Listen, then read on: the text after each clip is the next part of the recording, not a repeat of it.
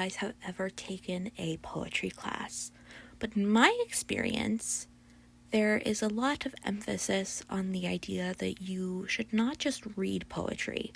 You need to hear it. You need to listen to it. Read it aloud. Listen to someone else read it aloud. And I think K-pop has a similar problem, but not the same problem. People need to physically look at lyrics. You can't just watch the music video and read the subtitles as they go by. Look up the lyrics, read them all the way down. All the way down. Just do it, because there are things that you are going to miss if you do not take everything into context. If you, even just visually, that gives you a lot of context. Now, why do I bring this up? I feel like we have this weird disparity in how we view Soyeon from I-dle as a writer. Now, this is not me trying to kiss Soyeon's ass. I don't stan I-dle. I like their music, but I don't even think I've listened to all of their title tracks. So like I said, this is not me kissing their asses. I think we look at Soyeon and we say, she's a great writer, but her writing isn't good. And it's very confusing, and I'm not saying that those things can't simultaneously be true, but I don't think they are, especially in the case of Wife. This is a song that people didn't really give a chance. You know, people kind of understood what the song was about, and that was it. There's a booktuber I watch, and I love his videos, but he'll do this thing where he just goes, oh, it's about this theme, and this theme, and it was really interesting. And I don't gain anything from that. I think that the more important part of writing is not the subject matter, it is the how you write. You know, your style, the patterns, the structure. I find that so much more interesting, for lack of a better word.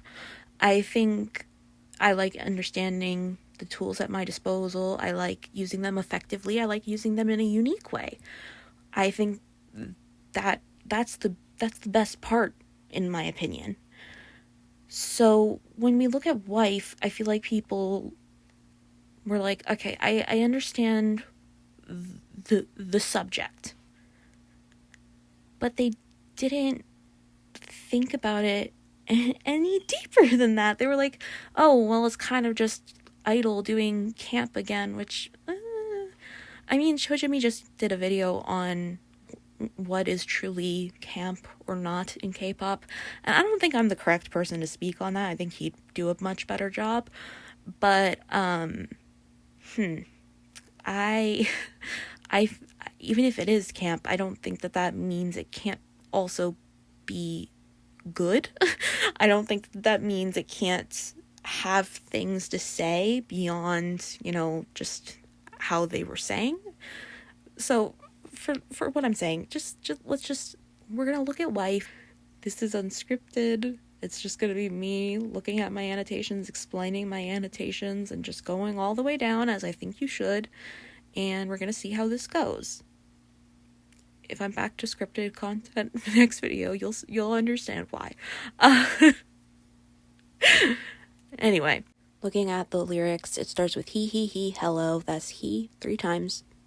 Rule of 3, parallel structure. It's dominated by he. And we start with the discussion in terms of he. We also start the discussion in terms of hell. I cook cream soup, tasted Coco Loco. They're both simple sentences. They're combined in one line, but they're connected by a comma. I cook cream soup. It is a simple sentence. It is a simple sentence in terms of grammar, but also meaning.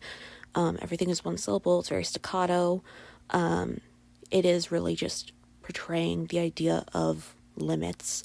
Taste is Coco Loco. There's no article, so we have to question, like, whose taste is this? What taste is this? Perhaps it could be the taste of just the general public. That is crazy. Want me your wife, but she is There's no subject. perhaps saying that this insinuates more about the woman in question than the man, but also it could suggest that the man, in being the only one who's actually able to act, is kind of losing part of himself.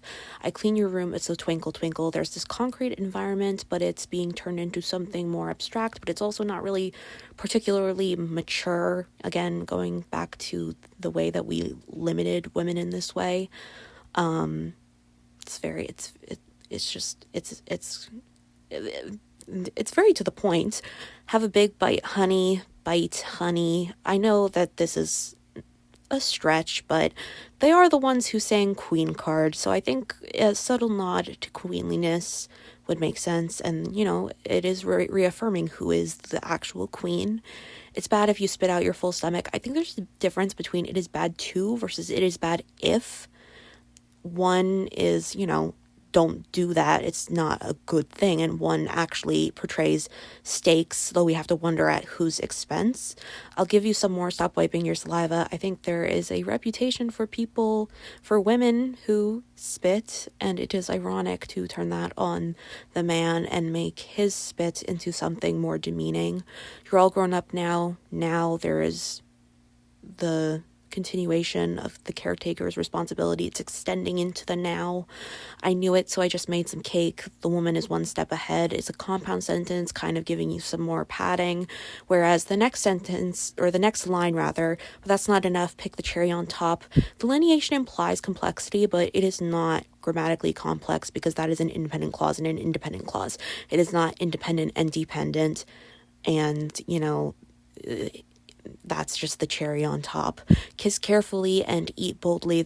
It's a vice, but there's, again, no subject, kind of, you know, it's just hearsay. There's an implication about his craziness, going back to the start with taste is Coco Loco. And then, it's a doob, little touch on my tongue. You're so burr. This is now in context of the wife with There's kind of dubious baby talk. There's a lot of consonants in this gibberish, conveying a lot of like tenseness, a lot of just extremism. You can wipe it everywhere, but don't touch delicate lips from head to toe. Just chop. If you get it now, you should try it now. There is this we know what it is, I think, versus delicate lips. There's complexity in framing it so simply. You know, we have something kind of talked about carelessly versus something being held to a standard, not even the delicate lips, because we use that kind of language of it so often that we recognize it when we shouldn't really speak of it in this way. If you get it now, you should try it now. If you get it, it's kind of a tomboy callback, you know, you get what I mean, tomboy. And then there's also the added now, which is, again, catering to this male perspective. If do it well, I'll sing a great song. I'm going to dance beautifully like a mermaid in the sea. If do it well, it would be full for this meal. Swallow it deeper because I feel good. This could be a translation error, but the fact that it happens twice makes me consider it not a translation error. They're not including I, you know, they're not saying if I do it well. They're kind of referencing imagery associated with women, young versus old, you know, a mermaid versus this meal swallowing, I guess you could say. It's gross, but it is there. And there is more disrespect as you get older in how they are portrayed. Wife, I make you feel so high, I make you feel like lie, but I don't want a wife. Again, this is in the context of the wife, and it is very abstract, you know, I make you feel like lie. What does that mean? I make you feel so high. What does that mean? But it is straightforward about what they do and do not want, which I think is important. I like the idea of playing with how straightforward you are or are not in writing, because writing itself isn't really straightforward. I mean, does it really have a biological function? I'm sure you could argue it gives you serotonin, it might help you develop socially, but overall, in the grand scheme of things, writing isn't gonna matter. It's not, but it matters to me, it matters to a lot of people, and we have to ask if that makes it matter, you know? It operates on a similar level as dreams to me. I will have a dream and I'll forget, and then I'll want it back. And I think writing is elusive in a similar manner. The importance of writing is elusive unless you just feel it in your bones, and I like that.